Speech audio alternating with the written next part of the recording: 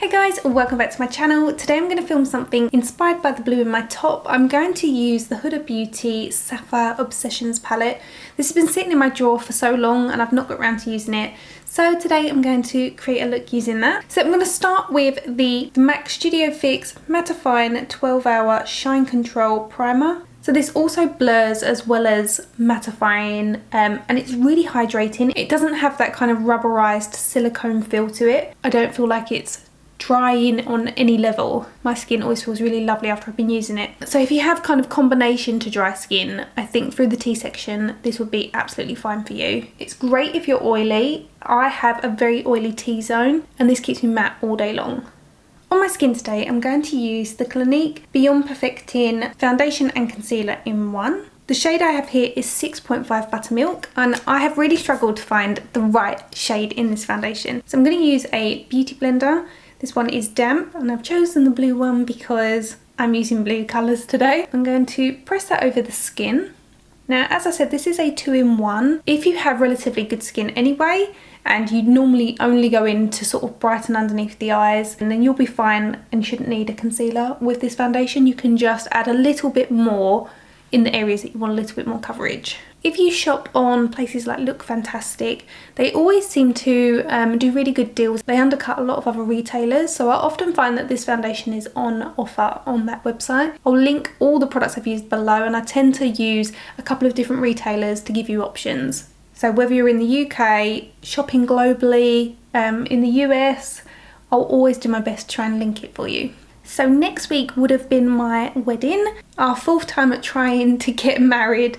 Where we are getting married, we can't fly to at the moment. So we are happy to wait, we're not in a rush. We've been together nearly 13 years, so we're quite happy to kind of wait it out. We're not in a rush.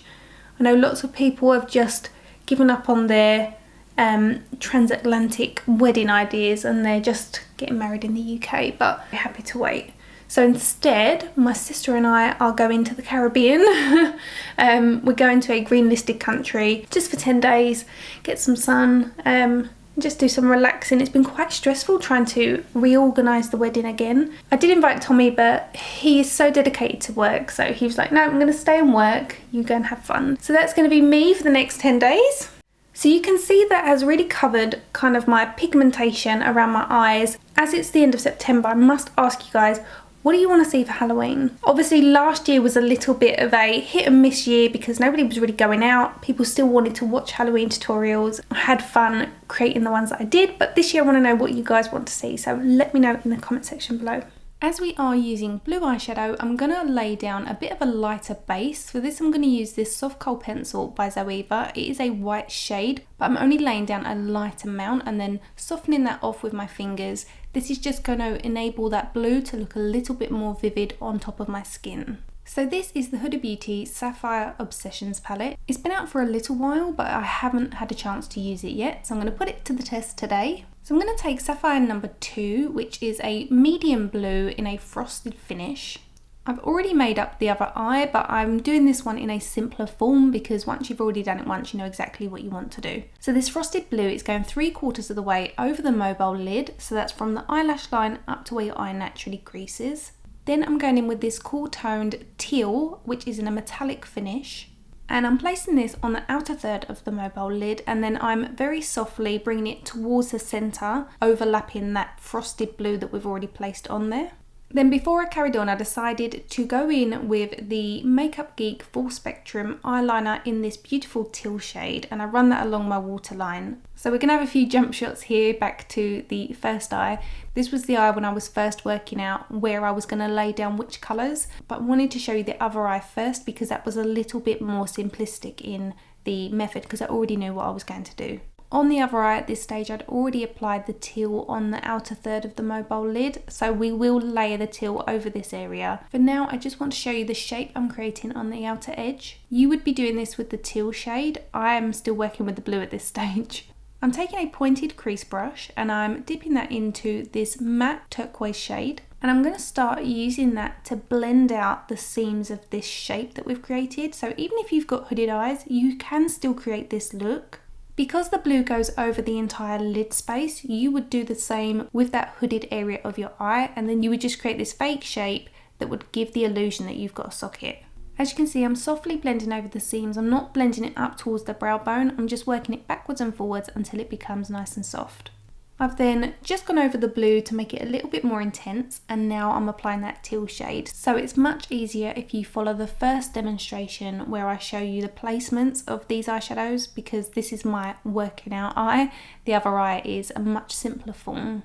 So once you've got those placements down, you can then just go in and re-intensify those colours. Now obviously you will get a lot of fall down with this, so don't be afraid to just go and wipe away the foundation that you've applied and then reapply the foundation so you get a beautiful clean finish. And that's why you don't set your foundation before you finish your eyeshadow.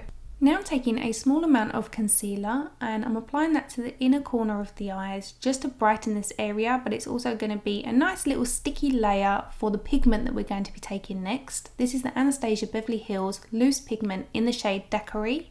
And again, I'm using a small detailer brush to very softly swipe that on. You can do a patting motion, but when you've got a kind of duochrome pigment that has two colours to it, it does work better when you swipe it. As you can see, this one has a pink and a champagne flip.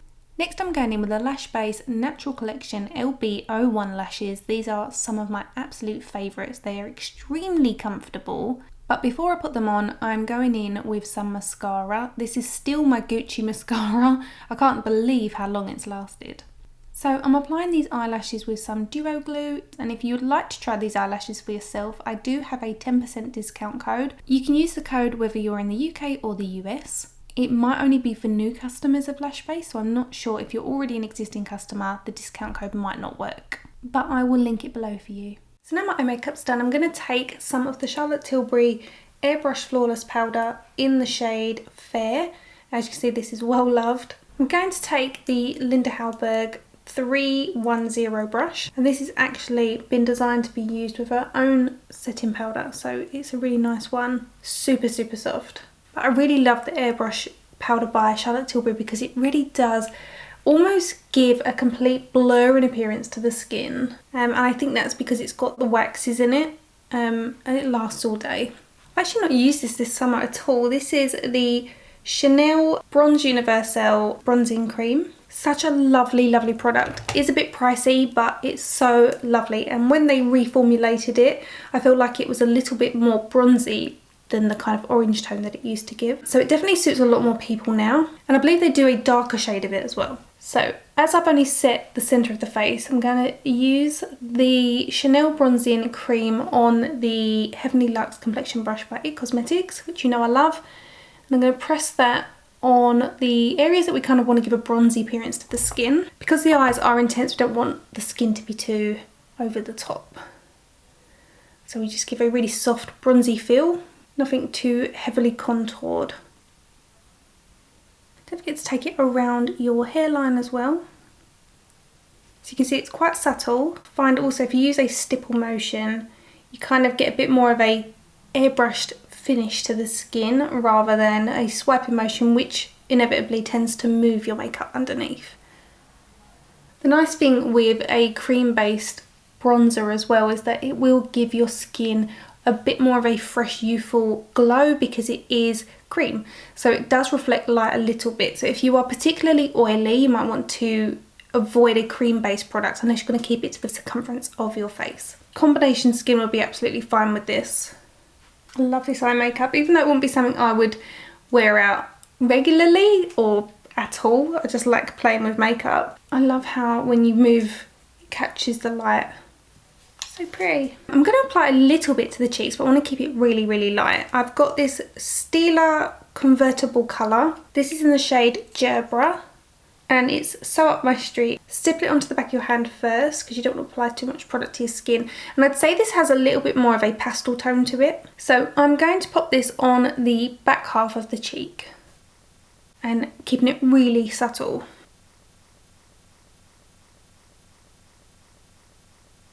So it just gives a flush, but it also gives a lifted appearance to the face because it's on the outer half. Again, it's a cream based product, so you really don't even have to apply a highlighter because it will catch the light. On my lips, I'm going to take a colour that I've decanted. This one is YSL Rouge Pure Couture in number 23. So these are ones that I've got in my kit and I haven't finished filling the palette. And I'm going for this colour because it really does go quite well with the blue. And I only want a light tone, so I'm really going to work it in to the lips. So it's not too dissimilar to my lip colour, but just a little bit punchier. So that completes today's makeup tutorial. I hope you enjoyed it. It's a little bit of a fun look. I try to do colours every now and again. I don't want to bombard you with looks that you probably wouldn't choose every day. So as always, I will list and link all the products I've used in the description bar. Don't forget to come follow me outside of YouTube over on Instagram. I'm a lot more active on there throughout the week. I do a lot of Q&As over there, so come and give me a follow. Don't forget to let me know what you want to see this Halloween, and I will see you next week. Thanks for watching. Bye.